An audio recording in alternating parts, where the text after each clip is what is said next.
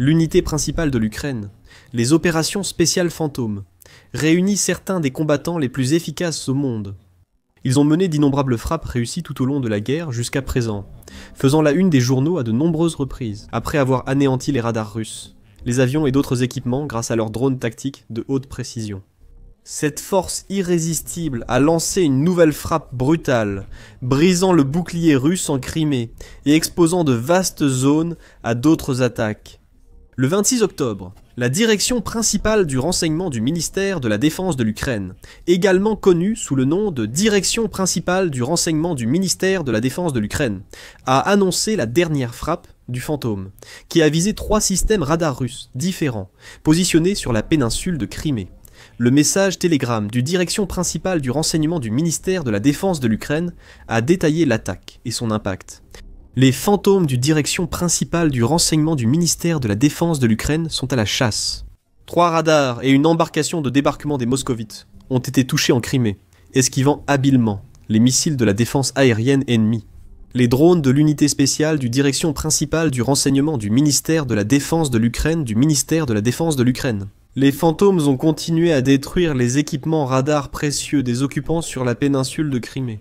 Cette fois, le radar 96L6 du système de missiles anti-aériens S-400 Triomphe des éclaireurs a été attaqué.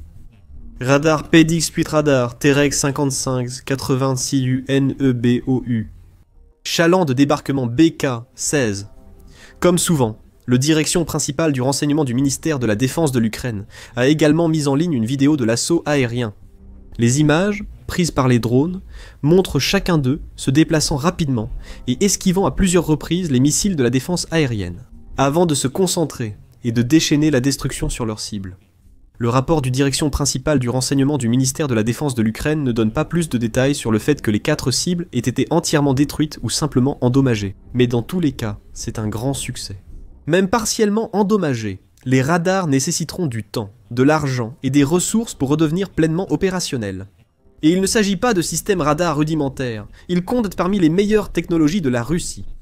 Le radar 96L6 est un composant clé du système de défense aérienne S-400 russe, essentiel pour contrer les missiles ukrainiens. Conçu pour la détection à toutes altitudes, ce radar est capable d'identifier et de suivre une large gamme de menaces aériennes, y compris des missiles balistiques voyageant à des vitesses supersoniques. Il offre une portée de détection annoncée, allant jusqu'à environ 300 km, ainsi qu'une couverture à 360 degrés, et la capacité de suivre jusqu'à 100 cibles simultanément. Certains rapports ont décrit ce radar comme la contre-mesure idéale contre le lance-roquettes, High Mobility Artillery Rocket System, fourni par les États-Unis à l'Ukraine. Le coût précis du radar est inconnu, mais un système S-400 vaut environ 500 millions de dollars. Sans son radar, l'efficacité du système est gravement réduite, ce qui laisse les Russes avec un tas de métal à un demi-milliard de dollars, qui a beaucoup moins de chances d'identifier ou d'intercepter toute cible ennemie entrante. Le NEBOU-2 est l'un des radars les plus sophistiqués de l'arsenal russe. Fonctionnant à très haute fréquence, il détecte à longue portée des cibles aériennes à diverses vitesses et altitudes. En résumé, il peut dresser un tableau très clair d'une menace aérienne entrante à plusieurs centaines de kilomètres, avec une portée maximale de 600 km. Chaque système vaudrait environ 100 millions de dollars. Mais le NEBOU est sans doute inestimable du point de vue de la Russie lorsqu'il s'agit de repérer tout missile ukrainien ou essaim de drones qui pourrait se diriger vers eux, leur donnant ainsi un avertissement précoce suffisant et le temps de préparer leur défense. Le radar P-18, Terek quant à lui, est un système plus simple et plus ancien, qui remonte à l'époque de l'Union soviétique. Il a remplacé le radar P-12 et est entré en service en 1970. Même s'il n'est pas aussi précieux ou haut de gamme, il reste un système d'alerte précoce fiable et utile pour la Russie, avec une portée de 250 km. De plus, avec autant de ces radars plus modernes, des coûteux détruits lors d'attaques similaires par le passé, la Russie a besoin d'autant de ces anciens systèmes que possible. Parce que les radars sont, en effet, des boucliers. Dépourvus de capacité offensive, ils restent essentiels sur le plan défensif. Ils surveillent d'immenses étendues de terre, scrutant constamment leur environnement dans toutes les directions. Ils recueillent les renseignements nécessaires pour que les éléments plus offensifs de l'arsenal de l'armée, comme les systèmes de défense aérienne et les missiles intercepteurs, puissent éliminer les menaces entrantes avec facilité. Sans radar, les défenses aériennes n'ont aucune valeur. Et c'est l'une des principales raisons pour lesquelles les fantômes d'Ukraine et d'autres équipes d'opérateurs de drones ont fait des radars russes l'une de leurs cibles prioritaires ces derniers temps. En effet, seulement quelques jours avant cette attaque impressionnante, le direction principale du renseignement du ministère de la Défense de l'Ukraine a également fait état d'une autre attaque aérienne contre des radars russes, qui a eu lieu dans la nuit du 23 octobre et s'est poursuivie jusqu'aux premières heures du 24 octobre. Cette opération visait des cibles réparties sur 3 territoires occupés: Zaporijia, Kherson et la Crimée. Encore une fois, le direction principal du renseignement du ministère de la Défense de l'Ukraine a publié un rapport précis sur les faits et les équipements concernés sur sa chaîne Telegram officielle. 2 stations radar ennemies, Nebo et Sambuk, ont été détruites. Vidéo exclusive des forces spéciales du direction principal du renseignement du ministère de la Défense de l'Ukraine. Encore un gros butin. Les 23 et 24 octobre 2025, les maîtres du département des opérations actives du direction principale du renseignement du ministère de la Défense d'Ukraine ont découvert et détruit 3 systèmes de défense aérienne coûteux de l'armée d'occupation russe. Système de tir automoteur issu du système de défense aérienne Buk M3, 2 radars 1L119, Nebo SVU et des systèmes de défense aérienne des moscovites ont été détruits dans les territoires temporairement occupés de Zaporijia, Kherson et de Crimée. Faisant partie de la même famille de radars Nebo que le Nebo U et le Nebo M, le Nebo SVU a été introduit en 2001. Il opère à des fréquences très élevées, atteint plusieurs centaines de kilomètres et détecte les avions ennemis et objets volants avec une marge d'erreur minimale.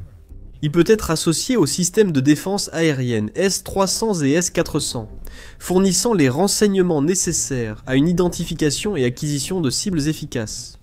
Il convient toutefois de noter que l'agence ukrainienne d'information sur la défense, Militeni, a rapporté que les radars en question étaient en réalité des unités Niobi SV et non des NEBO SVU.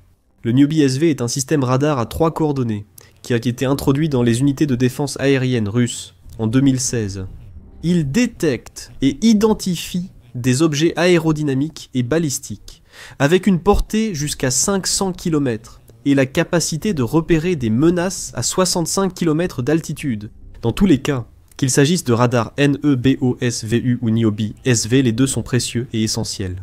Lorsqu'il s'agit de fournir des informations d'alerte précoce et de permettre à la Russie de contrer et d'intercepter les drones, missiles ukrainiens et bien plus encore, tous deux sont des cibles prioritaires et précieuses. Détruire 2 radars reste une bonne journée pour l'Ukraine, quoi qu'il arrive. Encore une fois, le direction principal du renseignement du ministère de la Défense de l'Ukraine a fourni des preuves vidéo de l'attaque filmées par des drones en route vers leur cible, dont un lanceur de missiles sol-air Buk M3 à moyenne portée. Le Buk M3 est la dernière version d'une longue série de systèmes de défense aérienne. Et bien que les premiers modèles Buk remontent à l'époque soviétique, le M3 est beaucoup plus moderne, équipé de composants électroniques avancés et doté de capacités impressionnantes. Il est capable d'abattre des cibles se déplaçant à des vitesses de pointe de 3000 mètres par seconde, soit 6700 miles par heure, ce qui est proche de 9 fois la vitesse du son. Il offre une bonne portée, une grande précision et fiabilité, neutralisant ses cibles la plupart du temps.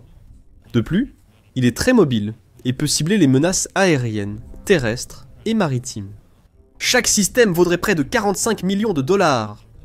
Même si cette attaque n'a peut-être qu'endommagé le système sans le détruire, elle a tout de même affaibli le Kremlin, et avec une autre grosse facture de réparation à payer.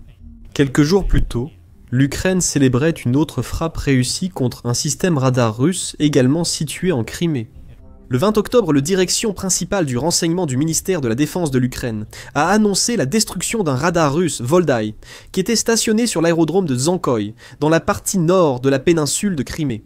Selon le rapport de l'agence de renseignement, une unité spécialisée du département des opérations actives a utilisé des drones pour localiser et frapper l'installation russe habilement camouflée par l'ennemi. Ce radar, un autre modèle moderne et coûteux, est estimé à environ 5 millions de dollars l'unité. Il utilise un radar X-band à 3 coordonnées, un canal de contrôle pour drones, un système de radiogoniométrie et des modules optoélectroniques pour détecter et suivre ses cibles. Conçu spécialement pour détecter les drones. Clairement, Ces capacités de détection n'ont pas suffi à stopper l'assaut aérien ukrainien. On considère le radar Voldai comme l'un des équipements de défense aérienne et de guerre électronique les plus avancés de Russie. Perdre un tel appareil n'est pas qu'une perte financière, c'est aussi une question de fierté et de confiance. Les commandants russes ne pensaient sans doute pas qu'un équipement aussi sophistiqué puisse être détruit par des drones ennemis simples et peu coûteux. Les effets de ces attaques s'additionnent, et si les fantômes ne sont pas toujours responsables, ils interviennent souvent dans les frappes les plus dévastatrices. Fin septembre, l'agence de renseignement militaire ukrainienne, direction principale du renseignement du ministère de la Défense de l'Ukraine, a diffusé des images et un rapport sur une frappe fantôme réussie au cœur de la Crimée occupée. La cible, cette fois-ci, était la base aérienne de Kaja, juste à l'extérieur de la ville de Sébastopol, qui est la plus grande ville de la région de Crimée. Ces drones, pilotés par des opérateurs Ghost, ont détruit 4 équipements russes, 2 avions de transport et 2 stations radars, soit 2 avions ennemis, Antonov Anving 6 et des radars côtiers. Une autre proie pour le Ghost du direction principale du renseignement du ministère de la Défense de l'Ukraine en Crimée. Maître de l'unité spéciale du direction principale du renseignement du ministère de la Défense de l'Ukraine, du ministère de la Défense de l'Ukraine. Les Ghosts ont continué à éliminer des cibles ennemies de grande valeur sur le territoire de la Crimée temporairement occupée. Lors du raid sur la péninsule, les forces spéciales du renseignement militaire ukrainien ont incendié 2 avions, Antonov, 26 russes, et frappé la station radar ennemie, ainsi que le radar côtier MR-10 MISM. Les pertes de l'armée d'occupation russe en Crimée, causées par les combattants du direction principale du renseignement du ministère de la Défense de l'Ukraine, ont été enregistrées dans le rapport de l'état-major général des forces armées ukrainiennes pour le 24 septembre 2025. Les Antonov 26 étaient des avions polyvalents, surtout utilisés pour le transport de fret, de personnel ou l'évacuation de soldats blessés. Selon les rapports, les 2 avions ciblés ont explosé en énormes boules de feu, ce qui, selon les analystes, suggère qu'ils étaient tous les 2 ravitaillés en carburant, et donc très probablement utilisés activement par les Russes. On peut dire que les principales cibles étaient les 2 radars qui, comme tous ceux systématiquement détruits par l'Ukraine, fournissaient aux troupes russes en Crimée des renseignements clés sur les environs et sur toute arme ukrainienne approchant. Grâce aux fantômes et à d'autres opérateurs de drones ukrainiens, ces radars ont disparu.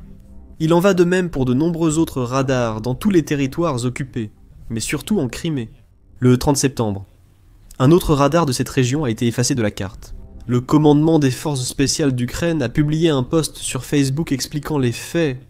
Les services de sécurité ukrainiens ont frappé la station radar du système de défense aérienne S-400, Triomphe sur la péninsule de Crimée le 30 septembre.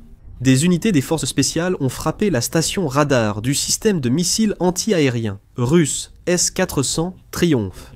Le coûteux système de défense aérienne ennemi, conçu pour contrer les drones, a été neutralisé symboliquement par des drones d'attaque des services de sécurité ukrainiens. La station radar est les yeux du complexe S-400 Triomphe. Sans observation ni guidage, le système perd sa capacité de combat. Les unités des services de sécurité ukrainiens infligent toujours de lourds dégâts à l'ennemi, accélérant son incapacité à poursuivre les combats. Comme le souligne la publication, c'était une victoire précieuse et symbolique. L'Ukraine a encore utilisé des drones pour détruire un système censé les stopper. Toutes ces attaques font partie d'une même campagne. Une campagne axée sur le démantèlement de l'infrastructure de défense aérienne de la Russie, à travers les territoires occupés de l'Ukraine, comme la Crimée.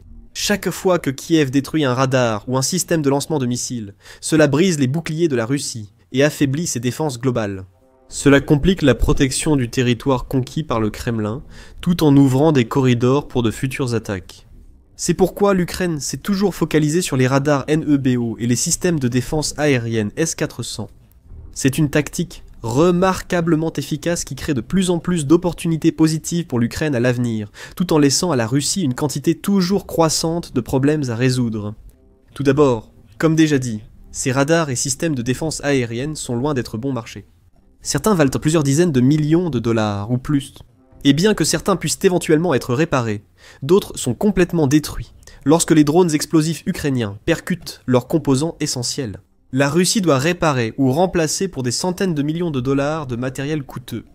Actuellement, le Kremlin rencontre de grandes difficultés économiques. La valeur du rouble est volatile, l'inflation reste élevée, et le Kremlin consacre une part stupéfiante de son budget fédéral à l'armée. Le pays subit aussi une grave crise du carburant, avec des pénuries d'essence signalées dans de nombreuses régions. Merci encore aux attaques de drones stratégiques de l'Ukraine sur les infrastructures de carburant. À ce stade critique de la guerre, avec peu d'avancées sur le front et des infrastructures assiégées, la Russie ne peut se permettre de telles pertes d'équipements coûteux. En plus, ils n'ont pas plusieurs milliards en réserve pour financer les réparations ou remplacements coûteux de radars. Le deuxième problème, c'est qu'à chaque destruction par l'Ukraine d'un radar ou d'un système de défense aérienne russe, la confiance dans cette technologie diminue. Les radars, parfois vendus près de 100 millions de dollars, et les systèmes de défense aérienne complets coûtent encore plus cher, tout en étant censés détecter à des centaines de kilomètres dans toutes les directions. Ils ne devraient pas être endommagés ou détruits par de simples drones first-person view bien moins chers. Ils devraient être capables de repérer les drones à l'approche, et les défenses aériennes devraient les activer pour les abattre largement avant qu'ils ne s'approchent. L'Ukraine le montre sans cesse, tandis que la Russie envoie régulièrement de vastes essaims de drones sur les villes du pays. Cependant, l'impressionnant système de défense aérienne de Kiev détecte et détruit la plupart d'entre eux avant qu'ils ne causent des dégâts. Les défenses aériennes russes paraissent moins organisées que celles de leurs adversaires. Un si grand nombre d'entre elles ont été effacées par ces attaques planifiées et coordonnées. Cela amène les commandants russes, les soldats et même le public à se demander ce qui se passe. Car, malgré le fait de posséder certaines des meilleures technologies radar et des systèmes de défense aérienne au monde, le Kremlin semble totalement incompétent lorsqu'il s'agit d'utiliser ces outils efficacement pour se défendre. Le troisième problème, et peut-être le plus important, que ces attaques posent au Kremlin, est que chaque fois qu'un radar est détruit, la zone qu'il était censé protéger devient plus vulnérable. La Russie perd soudain une paire d'yeux pour surveiller l'horizon et les menaces ennemies. Cela rend la situation bien plus préoccupante pour ceux sur le terrain, désormais plus vulnérables aux drones ou frappes de missiles. Petit à petit, l'Ukraine aveugle son ennemi et brise ses boucliers partout en Crimée. Et avec de moins en moins de défenses encore debout, la mainmise de la Russie sur la région s'affaiblit bel et bien. Selon un ancien officier ukrainien de Crimée cité par Radio Free Europe Radio Liberty plus tôt cette année, un corridor pour les drones et missiles ukrainiens existe désormais. De larges zones de la région ont une défense aérienne affaiblie, sans surveillance, exposant de nombreuses cibles à une destruction totale. L'Ukraine doit simplement lancer plus de drones ou des missiles comme ces Neptunes, le long de ces couloirs et dans ces zones qui ne sont plus protégées par la puissance du radar. Incapable de voir les menaces arriver, sans alerte précoce, sans alarme et sans temps pour prendre des mesures de protection, la Russie sera totalement incapable de se défendre, et d'innombrables ressources supplémentaires seront perdues. De plus, des unités comme les fantômes neutralisent les radars et les défenses aériennes à un rythme tellement rapide, même si la Russie consacrait plus de main-d'œuvre et d'argent à leur réparation et à leur remplacement. Il ne pourrait pas repousser chaque attaque, ni protéger toute la Crimée avec les systèmes de défense nécessaires. Ainsi, la région est plus faible que jamais, et la reprise de la Crimée reste un objectif de long terme pour l'Ukraine. Cet objectif semble proche. Si les forces du Kremlin manquent de radars et d'options défensives ici, elles devront simplement obéir aux ordres. Une retraite rapide, ouvrant la voie aux troupes de Kiev pour avancer et reprendre le contrôle. Maintenant, découvrez-en plus sur les tentatives ratées de la Russie pour défendre la Crimée dans cette vidéo, qui montre comment les forces russes ont réussi, d'une manière ou d'une autre, à abattre l'un de leurs propres avions de chasse, en essayant de repousser les drones ukrainiens. Ou, pour avoir une vue d'ensemble sur l'évolution de la guerre et sur la façon dont l'Ukraine pourrait être en position de reprendre chaque centimètre carré de territoire perdu, regardez cette vidéo. Et enfin, assurez-vous de vous abonner également à notre chaîne de confiance afin de rester informé, à jour et pleinement conscient de ce qui se passe réellement dans la guerre entre la Russie et l'Ukraine, ainsi que dans d'autres conflits importants à travers le monde.